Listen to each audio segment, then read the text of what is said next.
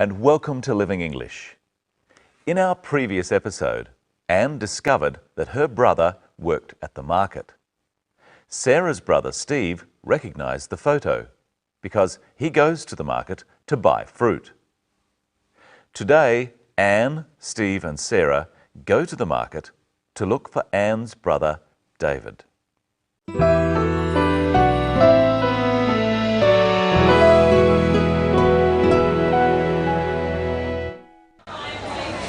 He's not here. Give me the photo, I'll ask. Excuse me? Yes, mate. We're looking for this man. He works here, doesn't he? Who wants to know? This is his sister. She's been looking for him. Don't know anything about her sister. He never mentioned her sister. But it is him, isn't it? Please say it's him. Yeah, well, this does look like our Davo. I reckon it's him, love. Thank you. Do it? David. So where is he? Look, I don't know, mate. He rang yesterday and he said he wanted a couple of days off. I said okay. He's usually pretty good. Do you know where he lives? Hang on, love. I'll just get me book. We'll go there straight away.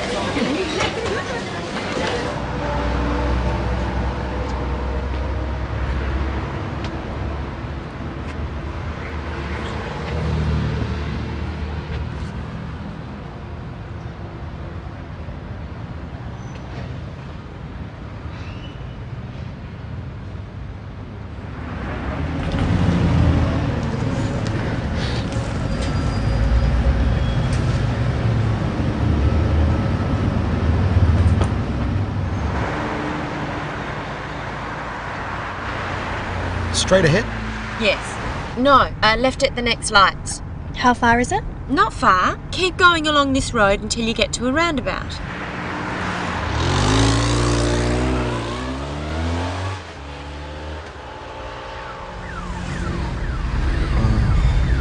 What's that? It's the cops. It's starting to get very exciting. Keep watching to see what happens. We just saw Sarah giving directions. Let's have another look. Straight ahead? Yes. No, left at the next lights. How far is it? Not far. Keep going along this road until you get to a roundabout. First, Steve asks if he should go straight ahead. He means, should he continue driving in the same direction without turning? Try asking straight ahead with him.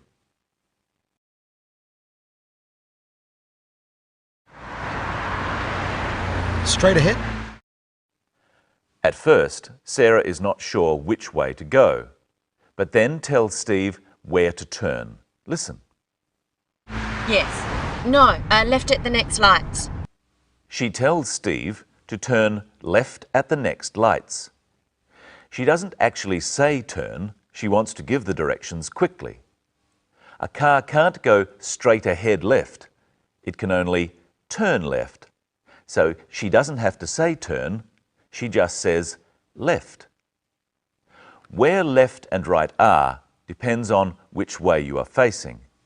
I'm facing you, so my left hand is on your right side. If I turn left, I go this way. When Sarah says at the next lights, she means the next set of traffic lights that they come to. Now, what does she say to Steve when she wants him to continue in the same direction? Keep going along this road until you get to a roundabout. She says that he should keep going. Remember that when we give instructions or orders, we don't say you. Sarah doesn't say you keep going. She just says keep going. Listen again and then say it with her. Keep going along this road until you get to a roundabout. Until you get to a roundabout. Until is a useful word. It means up to when or up to the time that. Sarah wants Steve to keep going up to the time that he gets to a roundabout. When he gets to the roundabout, he mustn't keep going. Often we shorten until to till. Keep going till you get to a roundabout. Now see if you can use some of the words we've talked about. Finish these instructions. Don't turn, go. Don't turn, go straight ahead.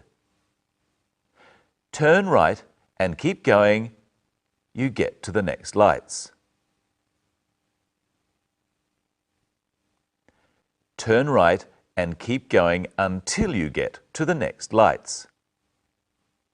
Now let's look at how we say that something we're doing keeps going. We know Anne was looking for her brother, and we know she is still looking for her brother. Listen to how Steve tells the fruit seller this. She's been looking for him.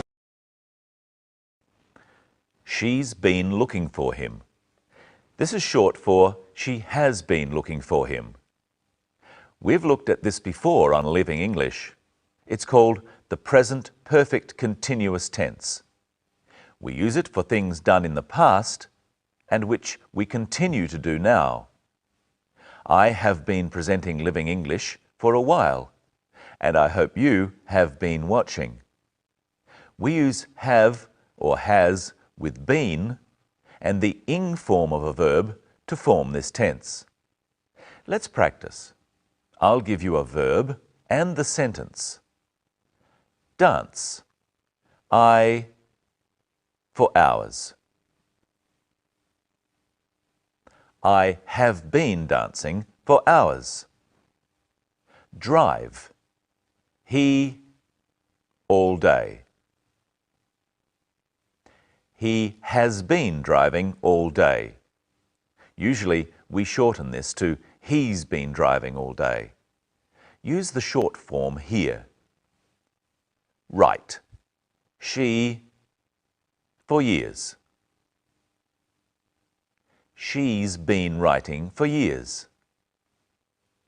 Let's return to what's happening now. Listen to Steve asking the fruit seller if David works there. Excuse me? Yes, mate. We're looking for this man. Steve says, we're looking for this man. That's what they are doing at that moment. But we don't need to look for this woman because she's already here. Hello, Michelle. Hello, Brenton. Hello, everyone. What have you got for us today, Michelle? A compass and a street directory. We're going to talk about directions. What are the 4 main directions? North, south, east, and west. I'm going to show you this compass, and you tell me where those directions are. Okay. North is on the top.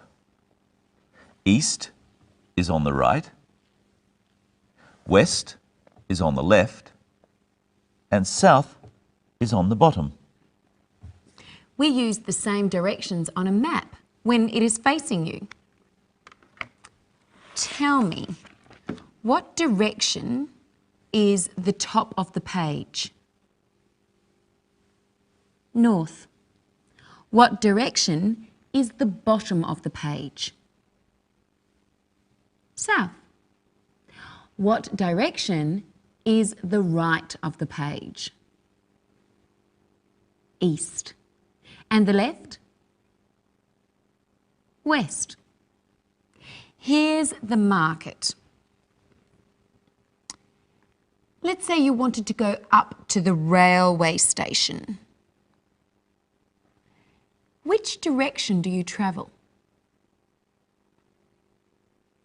You travel north. Now, Brenton, you give me some directions and I'll move the pointer. I'll start at the market and you tell me how to get to the theatre. Go left until you get to the main intersection. That's the intersection. An intersection is a crossroads. It's where roads cross each other. What now? Turn right and keep going until you reach the square. Okay, there's the square. It's a small park with roads all around it. Turn right and then turn left at the third set of lights. The red dots are traffic lights. 1, 2, 3, left. Go straight ahead until you come to the theatre on your left. Got it. Are you sure that was the best way? Probably not. But what I want to know is, how did Steve get Anne's brother's address so he could give directions? Let's have a look. Do you know where he lives? Hang on, love. I'll just get me book. The man at the stall has got a book with the address in it. What does he mean when he says, hang on? He means, wait a little while. It's an Australian slang expression. I want to finish today with another one of those perfect tenses. You would. We talked about the present perfect continuous earlier. You know, I have been talking, that tense. Yes. There's another tense that we use for things that are not continuous actions, but which started in the past and are still true now. For instance, I can say, I've lost my keys. I mean that it doesn't really matter when I lost them, but they're still lost. Now, what do you say if you just burnt your hand cooking? I've burnt my hand. You say that because you're still burnt. You're talking about the present. This is the present perfect tense. It's when we say have or has with a past participle. I'll tell you some past participles and you can complete the sentence. Found. My keys. I have found my keys. If I just say, I found my keys, I'm talking about the past. Saying, I have found my keys means it's something that's just happened. It's just like saying, I've done it, instead of I did it. Yes.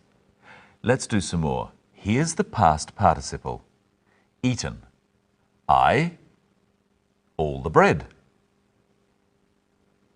I have eaten all the bread. Seen. That film. I have seen that film. And now it's time for us to show today's episode again. We'll be back with the next program, when we'll look at giving warnings and the present continuous tense. Bye. Bye. He's not here. Give me the photo, I'll ask.